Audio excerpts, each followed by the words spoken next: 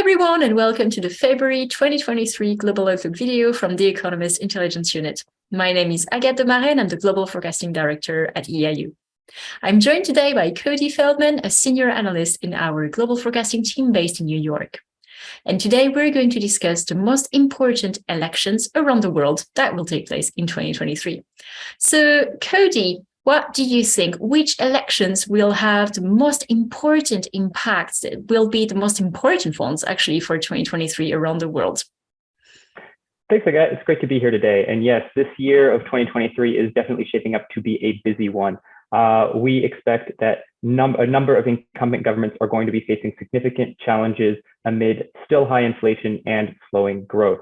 To illustrate that, we've put together this map, which shows some of the key elections that EIU will be looking at this year. And it shows some of the key races where we think that there might be a change in government or a change in policy direction. Two elections that I'd like to highlight today are both Nigeria and Argentina. In Nigeria, which is Africa's largest economy and its most populous country, we expect that the results, which are due in February, are going to be tight. The president is stepping aside as he reaches his term limit, and security in Nigeria has been deteriorating recently with widening inequalities.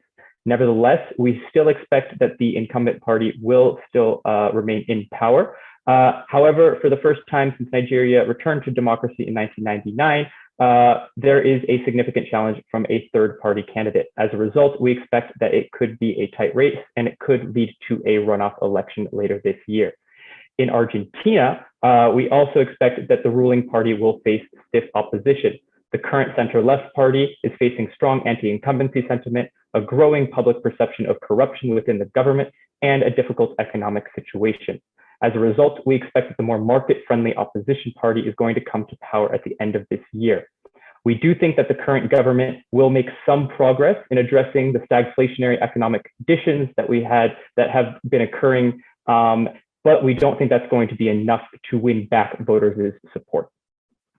And how about Europe? Because on the map that we've just shown and that we've just seen on the screen, I can see that there are a number of elections there this year. I see Turkey, I see Poland, I see Spain, for instance. And yes, we classify Turkey as a European country at the EIU.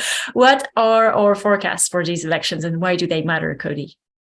Great question, Agathe. And yes, we do classify Turkey, and we are as a European country, and we do expect a number of changes across Europe. In fact, we expect changes in government or policy direction in almost all of the key elections that we'll be focusing on in 2023 in Europe. Turkey is of particular note, as you were saying, and that's notably because Recep Erdogan, the current president of Turkey, is facing the most significant and tightest race of his 20-year rule. Turkey has experienced significant inflation. It reached upwards of 85.5% in October last year. And the Turkish lira has depreciated significantly against the US dollar and euro, which raises the risk of a balance of payment crisis in Turkey. Ultimately, we expect that Mr. Erdogan will remain in power, but we think that he might lose his majority in parliament.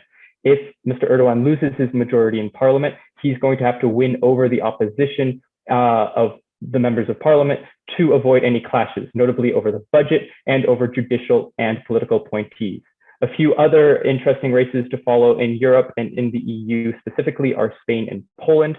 Poland, where the current government has clashed on multiple occasions with the EU over judicial and social reforms, could see a change in parliament where the Liberal opposition party could gain enough support for a parliamentary majority. That would ultimately lead to an improved relation, we believe, between Poland and the EU. In Spain, which is Europe's fourth largest economy, or the EU's largest economy, rather, we believe that the far-right Spanish People's Party could win the largest voter share, and this could make Spain the third major European economy to include a government that is backed by or includes a far-right party after Sweden and after Italy. Thanks so much, Cody, and thanks to all of you for watching us today. See you next month. Goodbye.